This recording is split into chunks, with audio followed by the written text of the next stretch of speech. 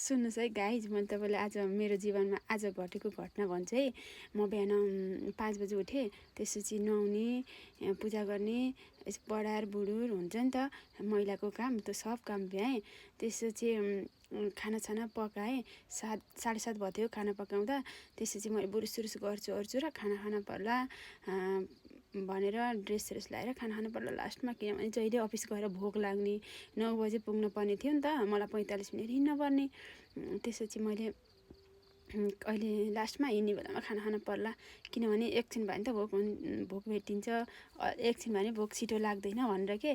त्यसपछि त म यसो त्यहाँ सबै काम सकेर कपाल सपाल कोरेर सब गर्दाखेरि 7:15 भएछ। मलाई 45 मिनट लाग्छ।